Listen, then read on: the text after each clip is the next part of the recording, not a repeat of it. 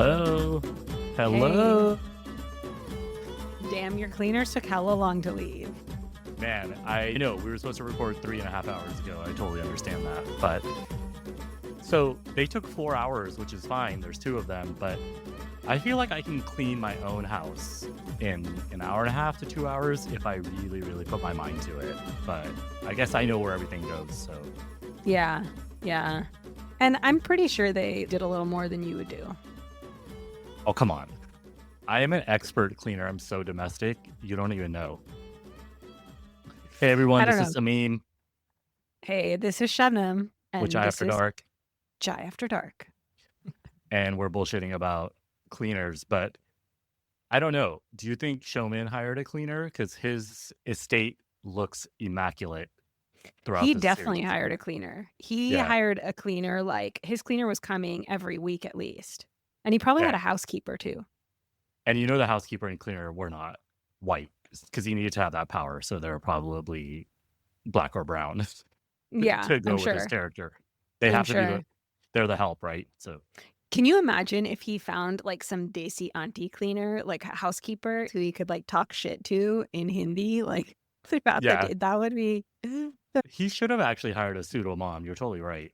Like yeah. I I was thinking about this and like so, we talk about our upbringing, we talk about stories from the past, we talk about whatever, but I feel like Disney should hire more companionship. Not like Chippendales companionship, but like just companionship. Someone to teach them how to speak, emotions, how to get things off their chest properly. I feel It's like that fun. could be a great career change for someone. Yeah, it's funny because we have a lot of companionship in that there's a lot of people. We have huge communities and families and cousins, and everybody has to hang out all the time and stuff like that.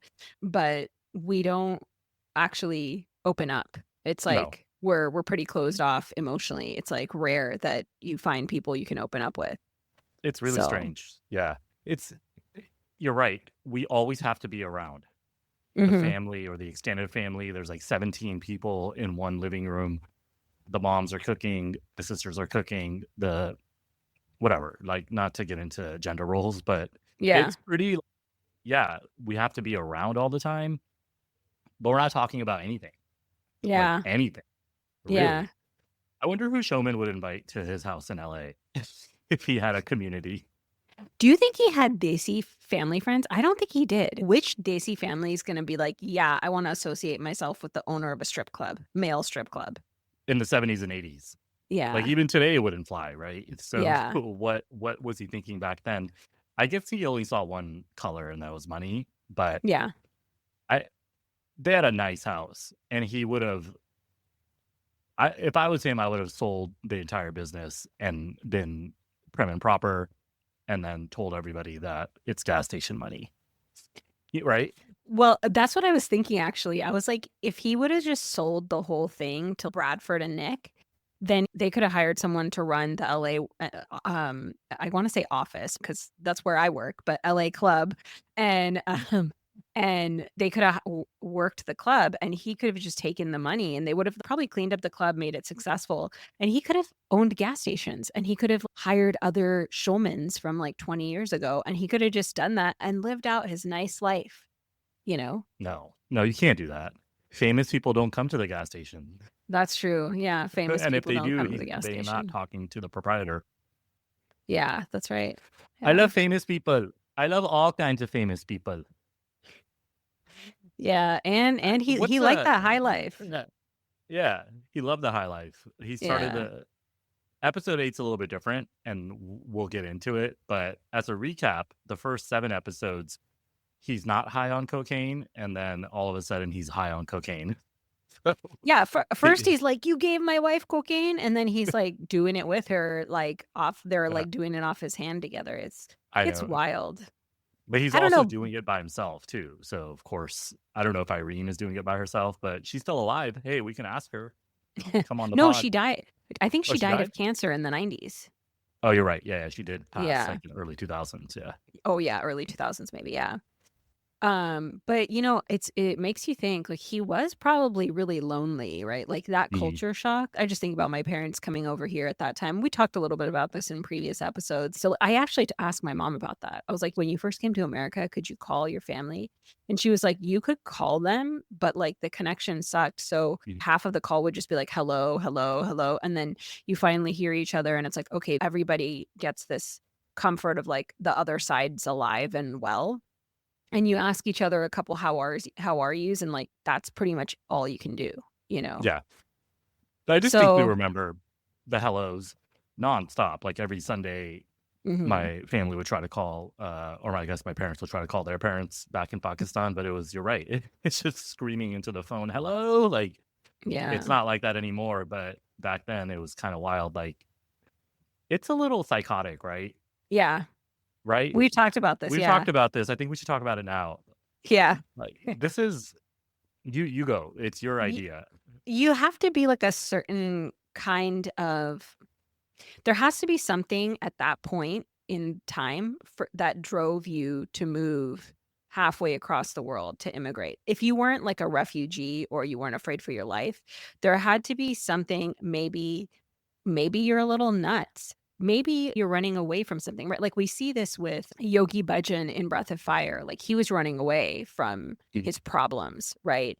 Or you have this immense pressure of like, you have, like, I feel like part of this was for my dad, where he was like the oldest in his family. And he's like, I need to like make a life and get educated and whatever, which is interesting because my dad came here for school and then he wasn't going to stay here, and then he stayed here to help his siblings when they came here for school, and then there was just so many siblings that it was so many years that then, like, my family just got used to it, and we were born and stuff by then, my siblings and I, so he ended up staying, but to come here and wanna stay here at that point, I feel like you had to be a little bit nuts because you're so cut off from everything you know, like, it just I don't know how everybody in our parents' generation didn't get, like, massively depressed. I feel like it's a huge trauma to do that. They probably did. They just didn't know how to Yeah. say it and they didn't know how Yeah. to react to it. But the only caveat I would put in as to why they might not be psychotic or nuts is that they were coming with people. Like you said, Yeah. your dad's siblings were here. My dad came with like a friend of his who Yeah. he's passed now, but the kids were still like really close with, and they came here in the mid 70s, right? But Yeah. I don't think my dad would have came here alone. And if he did, then I would totally agree. That's complete psychosis. Like, what the hell is he Yeah. doing in the U.S.? He hates the U.S. I'm pretty Yeah. sure, even today. But Yeah. he, I think it was just, hey, there's a new thing called being an engineer. We're all really good at it. You can spend $50 to $100 a semester because that's how much it costs to go to My this dad university, yeah, and my you're dad gonna told make me 40 grand a year, which is a ton of salary back in the early 80s. oh, I don't know, it wasn't okay, so this is I what my don't think it dad was told me that. about Yeah. them.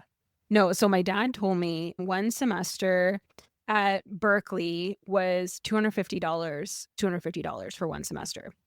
And then when he graduated, he said his salary was $10,000. So I told him, I was like, $10,000, that's nothing. He was like, "Are Mhm. you kidding? All my friends were making $9,000."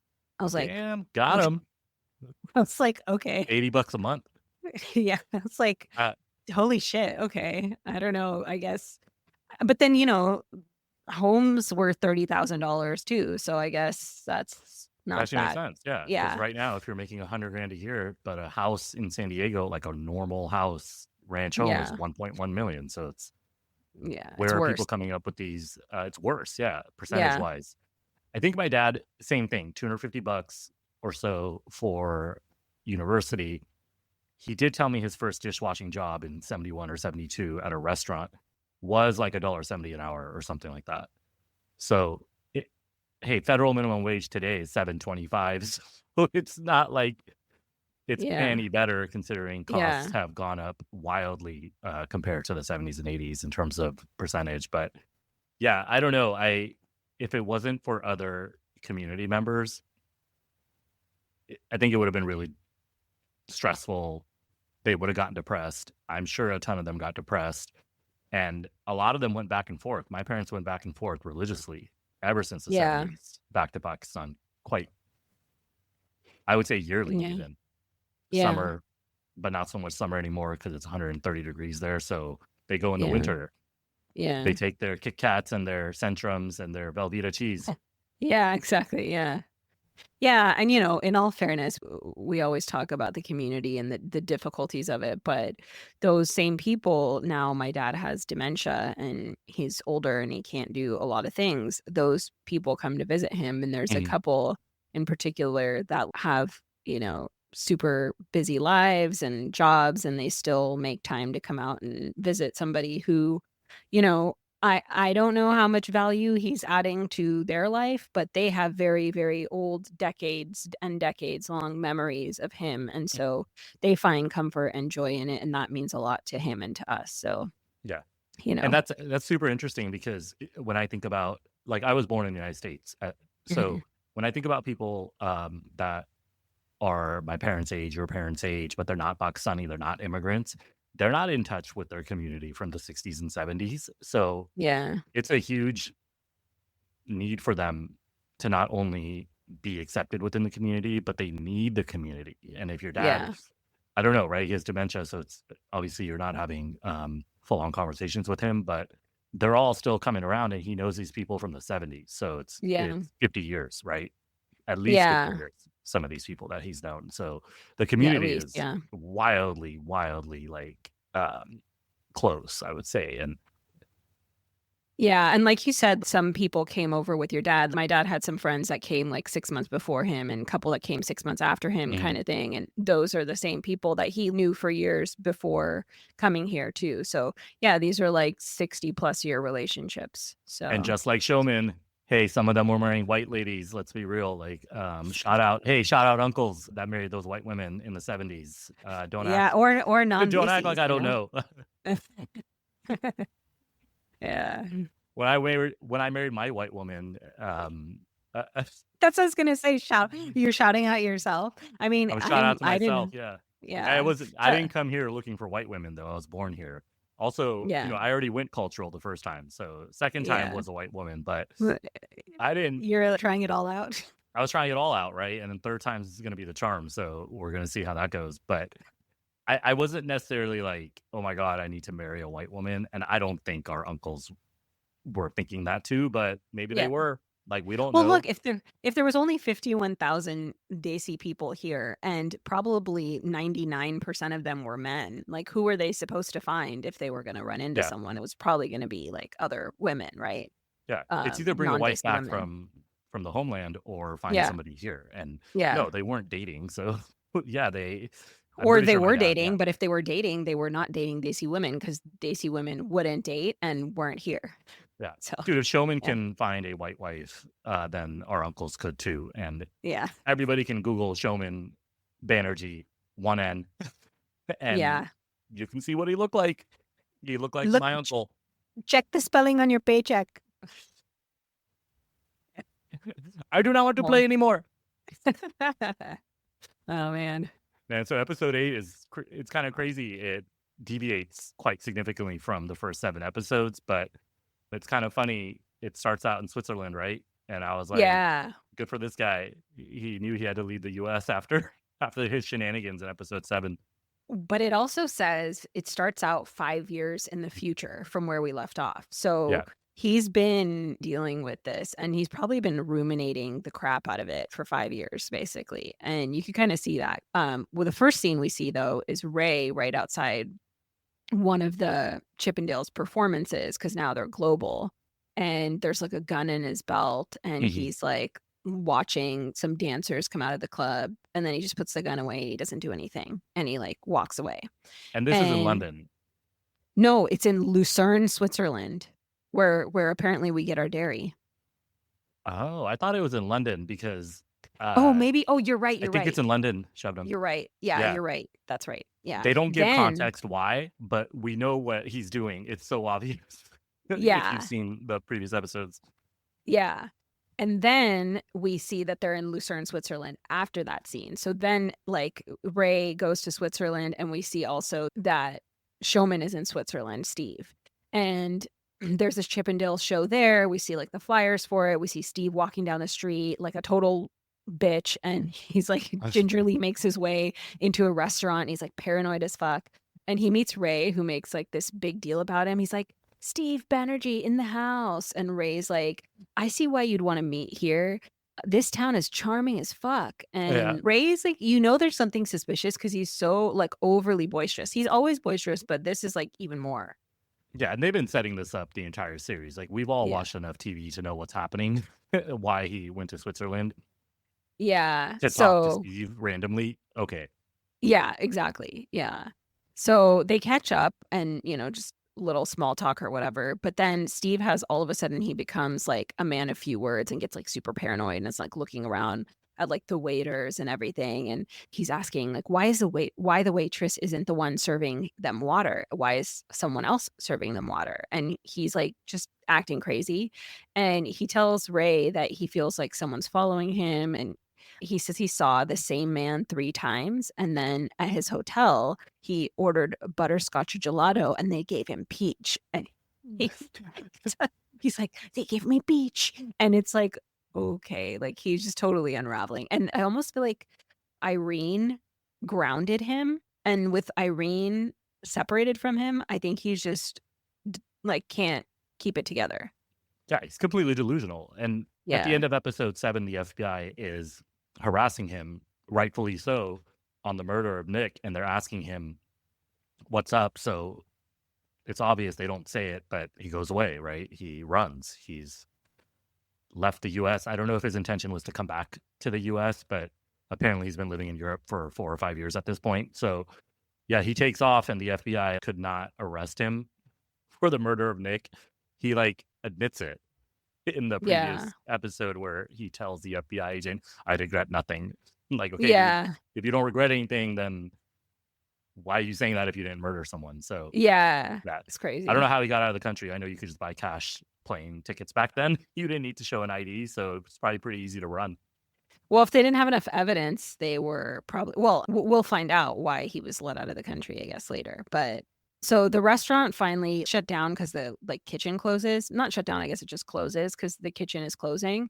And somehow Ray convinces Steve to come back to the hotel room. So by this point, Steve's totally going nuts with his paranoia, but Ray somehow is like, okay, come back and just chill in the hotel room with me. So Steve tells Ray that the phone lines might be tapped, so it's good that they're in person to discuss their plan. And then you see Steve is going along with this because he is so paranoid that he can't talk to people like on the phone or anything anymore, So Ray asks Steve, do you really want to go through with it? And Steve asks Ray, what happened in London? And so in their hotel room, we get like the evolution of this whole conversation where we kind of learn like what's been going on the last few episodes and what that London scene was in the beginning of this episode. So Ray says he's outside of the club and he was going to go through with it, which we learn is like killing 3 dancers, which is also like, why would Steve want to kill 3 dancers? He's Delusion, like, right? This is straight yeah, delusion. There wasn't yeah, any reason to do it. And you're right. There's a scene at the end of the entire series that kind of sums it up, but there was no reason to kill these people. Well, Ray doesn't kill them, but that's why Steve sent him to London to literally kill dancers walking out of a club. So that first scene you reference, it's kind of haunting, right? Like Ray's yeah. standing outside a club. He has his gun, and I thought, he was just going to shoot them cold blood, but he doesn't do it. Which, I was reading online about Ray. The real life Ray was a former cop. Oh, It I makes a wonder lot why of they sense, didn't. right? Yeah, but why didn't they reference that in the series? It would have been hilarious. Like, it actually would have made Yeah. a lot of sense that he's a former cop. Yeah, I don't know. I don't know why they didn't, but when I read online, it said that, yeah, he was a former cop, which I was like, it makes sense, but it's also makes it weird. I don't know. It's like, why did he pledge such allegiance Yeah, to why is he so Steve? submissive? Yeah, you're right. Yeah, it's strange. Yeah, are cops not usually submissive? Yeah, yeah, All exactly, right. right. I'm not going down that path. Yeah. So Ray says he was in London. He saw the 3 dancers coming out of the club, but then out of nowhere, there was a parade. And he got taken away with this parade and he got knocked around and he lost his gun. And so Steve is like, how do you lose a gun in a parade? And Nick is like, I was jet lagged. And Steve is like, you failed. This was so weird. It's like, what an excuse saying there was a parade. It's like, I don't know. So weird. You failed. Like, you failed at a murder for hire, you stupid, stupid man. He's just like berating this dude in this hotel room for not finishing the plan. But I don't know. Like, the parade thing was it? They show like a cut of it. Ray does get caught up in a parade, but it's his recollection. Yeah. No, I know. But he's making it up because in the first scene there was no parade, right? So then Ray says, okay, if I don't finish the job, I'll give you back the $37,500. That's half of the $75,000 you gave me to take out the top 3 Adonis dancers, which is like, why would you want to take out these dancers? Just hire them. Yeah. Like that's what you do. You either hire them or you get them fired or something. Can you imagine? Can you imagine in tech if we worked like this and they were like, okay, just kill the top 3 performing employees at the I mean, I don't know. Hey, maybe we'll talk about it on our spill episode at the end of the month. But yeah, I don't see that as a huge, huge, huge fantasy anymore. I think there's going to be some emboldened people the next few years. Murder for hire in a tech company would be kind of hilarious because you can just fire anybody for anything. But yeah, I could see it. I could see some Daisy getting like so caught up, and he's just like, "No, I need to be director of senior engineering management." And he the just Steve offs Banerjee of someone. tech. Yeah. I'm trying to think. I can't think of any true crime off the top of my head. No, because true crime related. Sorry, that is tech related. No, because I think what you're saying is right. They're not going to do that. They'll like try to hire the best performers, or they'll fire them for whatever reason if they don't want them for whatever reason, right? They're not going to, you don't need to kill people unless you're Steve Banerjee and you're totally paranoid. So then all of a sudden the hotel room gets a phone call and Ray gets really nervous, and so does Steve. And Steve tells Ray to answer it. He's like, answer it. And so Ray does and says, no, no one by that name. That's okay. Okay, no problem. And he hangs up. It's like totally suspicious. Like, yeah, it's like, I don't know. It's just. And we know what's happening. Ray is trying to get Steve to confess. Specifically say, London, $35,000. I hired you. And Steve doesn't seem to understand that, but he's still beating around the issue. But the phone call was just, it's obvious. And then he hangs up and then it rings again. Yeah. So Steve's paranoid, but he kind of has reason to be paranoid. But he's paranoid about things he shouldn't be paranoid about. And he's not like seeing the obvious. It's crazy. So you're right. It rings again. They ignore it. He tells Steve that the front desk has got their room confused with someone else's room. And Steve starts freaking out. And then Ray starts to like try to get him to relax. He tells Steve that they should have a drink together. And Steve says, we don't drink. Mm-hmm. And Ray then gets really pissed because Ray's like talking about all the time they drank whiskey together in Steve's office. And Ray starts to realize that, he pledged that allegiance to Steve because he really respected Steve and he looked up to Steve and he kind of cared about Steve. And Steve maybe like always just saw Ray as a means to an end. And so like Ray kind of starts getting pissed. I mean, as you say, Ray's a little bitch, and Stephen Banerjee completely agrees with you. Like he just uses them, right? Not once. I get that it's a scripted series, but there's no back and forth, even lightheartedness. It's always Steve Showman getting on Ray about stuff.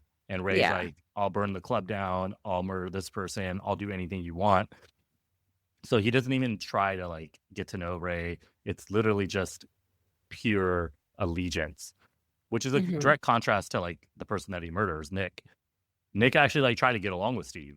And then Steve was just like, no, you have to like kiss my feet every step of the way. So Ray did it, and it doesn't get Steve very far, right? You need to be nice to people. Mm-hmm. So Ray's like, we used to have whiskey together in your office. I wouldn't have done all this shit I've done for you if I didn't like you. And Steve starts to feel bad, and it starts to hit him that Ray might turn on him. So he like turns on a little bit of the charm, and he has a drink with Ray, and he says, we did have some good times. and Ray starts, like, reminiscing about old memories of how the sprinkler went off during one of the shows, the fire sprinkler, I guess, and then Steve starts, like, relaxing, and that's when we get a cut of the FBI doing a stakeout in the next door room, and apparently they have, like, all of the surveillance devices set up in that room, and they're listening to the entire conversation, and you're like, "Okay, what I suspected all along was totally correct." Oh yeah, there's no like twists and turns. It was pretty obvious what this series was leading up to. It was kind of a cliche episode, kind of the cliche scene that you see in movies or the end of whatever. Like he's Mhm. trying to entrap him with the wire. It's so obvious, but I think the entire point of this episode was more so the relationship between Steve and Ray, Yeah. because Ray is intermittent throughout the entire series, and he's not even in a couple episodes in the middle. Yeah. He's just there as a little bitch, as we keep saying, and it does make a lot of sense that they made him the focal point of the last episode. And I think you mentioned this on last week's episode. It was kind of funny that they kill Nick off, even though he is uh, Yeah. somewhat the main character as well. So closing this series with Ray is an interesting move, but that is what the story entails. So I understand Yeah. how it had to happen. But hey, man, if you're in Switzerland in this cute, quaint town with snow everywhere, with beautiful women everywhere, it is the right town to run away to. Like, totally. Like, you didn't do anything wrong. But if your murderer for hire shows up telling you that he didn't murder people and asking you very specifically for the $35,000, should he keep it, should he return it? When Steve doesn't say anything and finally he says to return it, it's just, I don't understand how he got away from the US and gets caught up 5 years later in this quaint little town. It's like, dude, just forget your life and move on, right? Well, the government probably let him leave because they were planning this stakeout, For right? years, yeah. It's obvious. Yeah. No, they've been tracking him, but it's Yeah. like, go back to India, dude, or something. Yeah. So then we get the backstory of how the government set this stuff up, like how the FBI set this up. So 2 months ago, we see the cops picked up the guy who pulled the trigger against Nick, the bald Mhm. guy with the tattoos on his neck, and they pick him up in a fake drug deal, like where basically a cop is like soliciting him. So they entrap him on this drug charge. And that guy rolls over on Ray because Ray was the one that hired him. And so then they get Ray in, and then, they basically like, give Ray some immunity in exchange to go after Steve. And so that's how this Because whole Ray didn't unfolds. murder Nick. It was the man that you reference whose name we don't know. Yeah. So they don't really get into it, but it seems that Showman found Ray at the club, and then Ray found this drug dealer slash murderer for hire, and then they end up Yeah. picking him up, who then rats out Ray, and that's why Ray makes the trip to Switzerland To to get rat out. Steve to Yeah, confess. So back in the hotel room, Steve is talking to Ray and he's like gloating about how Chippendales was always just him and it wouldn't have been anything without him. So it makes sense that he's the one that's running it now on his own. And it's so delusional because it's like it wouldn't have been anything. It wouldn't have even gotten off the ground if it wasn't for Paul kind of planting a seed and then Nick actually making it something. But whatever. So then Ray asks Steve if he's talking to Irene and if he's seen his daughter. And Steve's like, it's been some time. And Ray says, you can talk to me. I can see things are weighing on you. And then Ray goes, have you ever done therapy? In therapy, you talk about your feelings and you say it out loud and it goes away like a magic trick. I'm I like, told you. This is exactly what this, I'm saying. Yeah, this is like the worst way to try to get someone to confess. Okay, do you think as a man, like another man would like, is that a realistic conversation? I think it could be today, certainly Yeah. today, but in the mid '80s when this is going on, or I guess this might be late '80s now or early '90s. How can you be this dumb? He's Yeah. literally telling you to repeat words that he's already said, and hey, Ray's a smart dude using therapy as a guise, but it works, right? Ray gets into it first, but an Indian uncle is not doing therapy in the '70s, '80s, or even today, so that's not Yeah. happening. And Steve literally says, "I don't know what therapy is." Yeah. So Steve's like, you ain't gonna do it. You ain't "Mhm." gonna do it. Yeah, so he doesn't do it. So then Ray's like, "Okay, well then I'll start." I'll do it. And Yeah. he's like, "I'm gonna do therapy because I have some things to get off my chest." And so then he goes, "Back in London, I didn't lose the gun and there was no parade. I made it Mm. up. I chickened out. I didn't have the balls to do it." And Steve gets pissed. He's like, "You idiot." And Ray's like, "I didn't want to do it, but I was scared that if I didn't do it, you'd kill me, just like you killed Nick DeNoia." And then Steve goes, "Give me back my money." And Ray says, "What money? The money you gave me for the hit on the 3 Adonis dancers?" Then Steve tells Ray, "You were just the idiot middleman. I had the money and he, the bald guy with the neck tattoos, had the balls." And then Ray is like, "So I just had to deliver the money between you and the guy you hired to kill Nick." And Steve is like, "Yes, you idiot." And then Steve realizes he's gotten played and he starts running around the hotel for like surveillance equipment and he finds one underneath the table the phone is on Yeah. and then everything goes silent, music starts, and the feds come in and arrest him. Hey, it worked. He got him. Ray got him. Yeah. And, don't call your little bitches because eventually they're going to come and get you.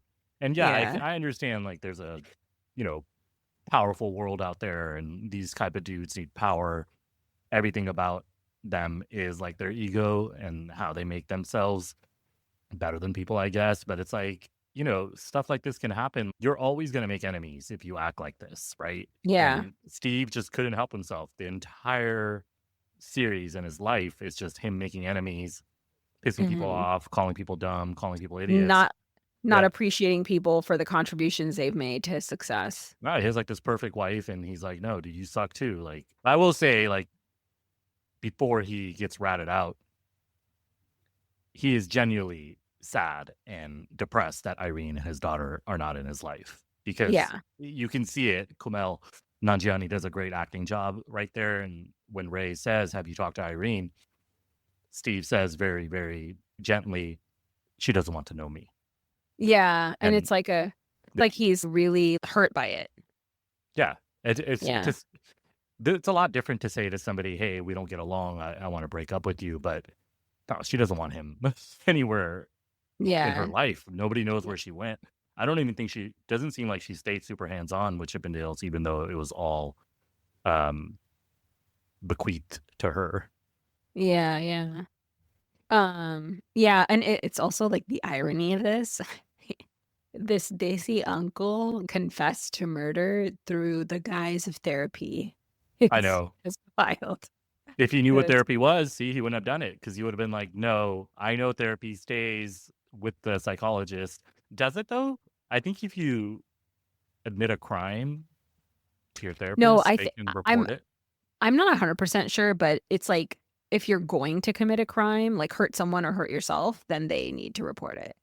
Like they can't just like let a crime happen. But I don't know that if you have already committed a crime, what the obligations are there. I But don't think they have to. what if Steven actually had a therapist and he's like, hey, I put a hit out on Nick 3 years ago.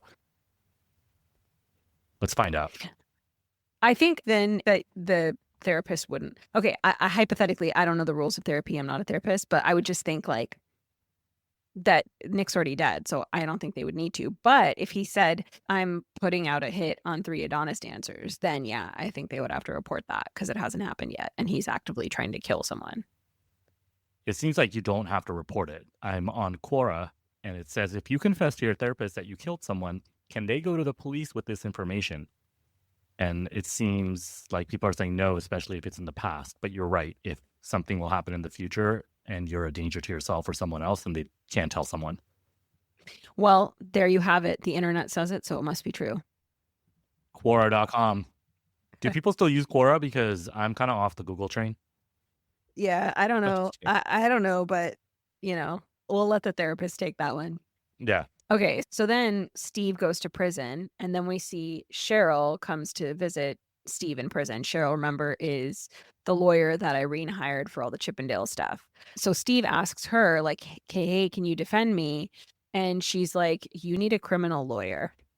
Yeah. I'm a civil lawyer. And he asks about Irene and goes, at least, I don't know. This makes me feel like, is he dumb? Like he's been in America now since the freaking early 70s. This is the early 90s. And he's literally been a criminal. You don't know the difference between criminal law and civil law? I don't think that's as far-fetched because there was no internet. He had no friends, obviously. Yeah, that's He had true. nobody Yeah. helping him. He only had his lawyer, and his lawyer was there to like fight the fines he got from the fire department and Yeah. other things like that. So I Yeah, think maybe. he is dumb because we keep saying it. So he must be Yeah. dumb. He, Yeah. he fucked up with Ray. He fucked up with Nick. He fucked up initially. He fucked up with his mom. He's just his own worst enemy, and I don't think he knows the difference between civil and criminal law. Um, he's an idiot, like through and Yeah. through. Yeah. So he's like, okay, I'll get a criminal lawyer. And then he asks about Irene and he says to Cheryl, at least she'll have the company. And Cheryl explains to him, like, no, she won't, because due to the fact that this is a RICO case, meaning basically the FBI has said it's a criminal organization because he, has done all this murder for hire through the organization and things like that. They're charging it under like a RICO violation, which means the government can seize the company if he gets found guilty. So he starts freaking out and is like, Irene didn't know about any of this. It was all me. And Cheryl's like, well, basically at this point, it doesn't matter because you did what you did. So then we see the big climactic scene. Steve is in prison at night, can't sleep. He's like sitting in the corner of his bed and he's hallucinating. And he starts seeing Nick. And Nick is like, come back from the dead. He's got bullet holes in the different places of his body where he was shot. And he goes, why did you want to kill the dancers? And Steve says, they were ripping me off. And Nick says, you had already won, Steve. And Steve says, when you're someone like me, you can't stop fighting. And then the hallucination of Nick reminds Steve that Irene is going to be left with nothing. And the reality is, you fucked Irene over to try to kill 3 random strippers. She's a single mom left alone with nothing. And Steve is like crying in the corner of his cell. And the next morning, he brushes his teeth and he looks at himself in the mirror, like with resolve and peace. So then we see guards coming into the prison, getting coffee and going to check the inmates. And all of a sudden, there's alarm. And we see Steve took his own life hours before sentencing. He hung himself in his cell. And so we get a black screen of death, and it says, as a result of Steve dying before his judgment was entered, the government couldn't seize his assets, and they were passed to Irene, including Chippendales. And it says, Chippendales is more successful than ever, doing tours all over the world, with the residency in Vegas, performing in front of over 2 million people a year. And we also see then Steve's body is taken to the morgue, and the first responders are like, this is the Chippendales guy. And they're like, really? They're talking about him like that. It's crazy. He had to do what he had to do. I like how Nick came back from life and basically was like, "Kill yourself, fool." But it was pretty Yeah, it's like, great. wow. Like, I mean, Yeah. I get it. He murdered Nick, so but Uh, if he was sentenced for RICO, the government would have taken Chippendales. yeah. Yeah. I said this to you when I first watched this. So I'm just going to say it here on this podcast that Desi men don't internalize their rage and self-hatred, especially of that generation. They externalize it. So I'm pretty sure that he committed suicide so his family could keep the money. Yeah, And that was the bulk of the reason. of course. Everything is Yeah. geared towards shame and embarrassment, and he didn't want any of that smoke. So Yeah. there's no way he might have gone to prison forever if Irene could have kept the company. I can see that, but Yeah. if she can't keep the company, killing himself so she can take over makes a lot of sense. But subsequently, like Irene does pass away as well, and I think she passes away like late 90s or early 2000s. So Yeah. I don't know what happens to Chippendales. It doesn't seem like his family has any control over it today in 2025. Yeah. And Chippendales isn't a club anymore. It's like a show, right? It's Yeah, entirely like the trajectory of where Nick was taking it is where it's gone. and Right. that's where it stayed. So Nick was right. Yeah. I think Yeah. there's a mainstay show in Vegas for Yeah. Chippendales that's been around forever. There's Thunder Down Under. I don't know if that's the same thing. So I don't maybe think Thunder Down we'll do Under some is research. actually. I think Thunder. Coming at you from Vegas. No, like I think Thunder Down Under, they don't actually. I don't know if these shows they actually fully strip down or if it's just like a little bit of like scantily clad stuff, you know. So I think Thunder Down Under might be that kind of thing versus I'm not sure what Chippendales is. Yeah, I'm sure things happened at the club. It seems like they were backstage. I don't think you can perform a sex act in the middle of a club that you have a permit for. Seems a Yeah, little off, but I don't know. Like, who knows? Like, sexual yeah, revolution in the U.S. was going on in the 60s and 70s, so it makes sense why Chippendales did become so popular. And I think porn and stuff started becoming more mainstream in the early 70s as well. So the timing was right. Just the proprietor was all wrong. yeah, yeah, exactly. All wrong. All So wrong. we see like then we get this montage of the club in LA and Nick and Steve being there, like in a parallel alternate universe of Steve bringing Irene a soda, Nick in the club enjoying watching the dancers, Steve and Irene watching them from their second floor balcony outside of their office. And then lastly, we see Otis dancing and doing the breakaway pants and breaking off those pants. And that's how we end the series. A little nostalgia. Shout out Otis from the first couple episodes. He does leave, but he is the best character in this series. He just wanted to make some money for his family, and he got harassed continuously by the patrons of Chippendales. So it's kind of funny that they bring him back for that final scene. I Yeah. think everyone realizes that they missed him because he He, was like a great character. yeah, he was the only like really 100% likable character, Mhm. you know, because like he didn't do anything wrong. He was treated like crap. He was held down by the prejudice of the society and by Steve, which was really shitty. And so, yeah, I mean, Nick is pretty good too. Like we talked about last episode, Nick just wanted to do something he loved, and he had his own struggles and his own demons, but I miss Otis. Otis was the best. He was the only one that walked away from the money. Is Yeah, sort of yeah, how I took it because nobody else walks away from money. Ray took $75,000, $75,000 to kill yeah. those Adonis strippers that he couldn't kill. So it's a lot of fucking money. In the Um, 80s. in the 80s, yeah, dumbass Steven Showman Banerjee. Well, wow, I'm What? somewhat okay that this is done. What a series. What a series! It's really good.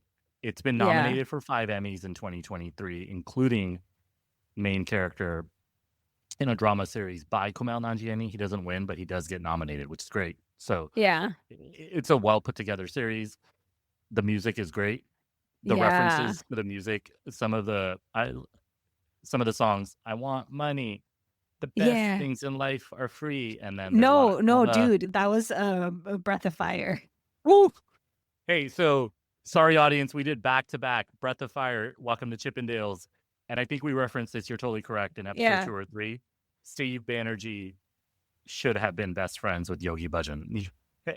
Yeah. No, Those they two would dudes should have have been friends. it was They a would it have killed was each a other. They would have killed they each other. they would yeah, that's what I was gonna say. It was Yeah, like you're totally right. and it was like a blessing for LA that they never actually synced up because that would have Yeah. been horrific. Okay. Well, I'm But combining two stories, but it's like these two Indian men are like terrible, right? And hey, yeah. we're not sending our best from India to the U.S. in the 60s and 70s. But that's when our families came. We sent the Yeah, best and we sent the sometimes best. not the best. Sometimes, yeah. Yeah. Yeah. I don't know. So, but yeah, there was good music though. There was ABBA. There Mhm. was so much good music. Even Bradford singing was cool. I love that. Bradford was cool too. I like Bradford. No, he just wanted to be in love with Nick. Yeah, he didn't do anything wrong. And Yeah. him discovering Nick's body was a shock, right? Like that was not the way to do it. Why didn't they kill Bradford, by the way? Because Bradford was just the investor. Nick was the one that was like the main. But I wonder what happened to Bradford. I wonder if I can find it real quick. He was a Broadway singer. So I'm wondering if he's still alive and or did he have a successful career afterwards? Yeah. So yeah, maybe like Bradford wasn't even necessarily a real person, and maybe Otis isn't even a real person. They're both maybe archetypes. Or Otis was like definitely a maybe real Nick. person because he certainly fucked with some brown and black people, right? Because Right. there's a lawsuit that I don't know if you can look it up today, but he got sued Yeah. for discrimination. So Otis was 100% a real character, but you're right. But It there could might just have been be, like yeah, yeah, there might it have could been have been like a few of three them. Otis. Yeah. Yeah. Yeah. So Cool. Well, I'm okay off this series. I'll probably rewind it for some of those bad scenes. yeah, I'll probably I don't, rewind it for some of the show scenes, you yeah, the know? show scenes. Yeah. There's quite a lot of, I wouldn't say it's like anything that you wouldn't expect in a series called Welcome to Chippendales, but it could be shocking to some of our listeners. Overall, it's on Hulu, so you don't see specific TNA, but you do Yeah. see a lot of A in Yeah. general. Well, also, I think, like, what's more shocking about this series is the true crime turn. From the title, you know you're gonna see some A, you know? So, Yeah, like, some A, some murder. Hey, the dance moves were yeah, great. So yeah, Chippendales changed the world. It really did. Like, it was a yeah. very common word that was in our vocabulary, everybody's vocabulary. So thank you, Stephen. Showman Yeah, Banerjee. yeah, for coming up with that from the 18th century cabinet maker. Thank you. Yeah, Thank you for that. R.I.P. my man. Yeah. Okay, RIP Irene, and good luck to man. their kids. Yeah, good luck to Christian Banerjee. We looked him up, but he is a male stripper. And hey, buddy, if you hear this, send us an email, chaiafterdark@chaiafterdark.com. Yeah. And all you other listeners, like, subscribe, give us a review, tell us what you think, give us 5 stars, and then write us a little note. We'd love to hear it. And That's right. thank you very much. Should All we right, jingle everyone. out of here? Let's jingle out of here. Talk to you guys soon. Check out our paid feed, Midnight Chai Society, on Patreon and Substack. Thank you so much. And stay tuned for the Russians next month. Dude, the Russians is a hot, hot man. Our own Otis. We are going to cover him. Yeah, Let's the get outta Russians here. on Netflix. Dun, dun, dun, dun, dun, dun, dun, dun, dun, dun.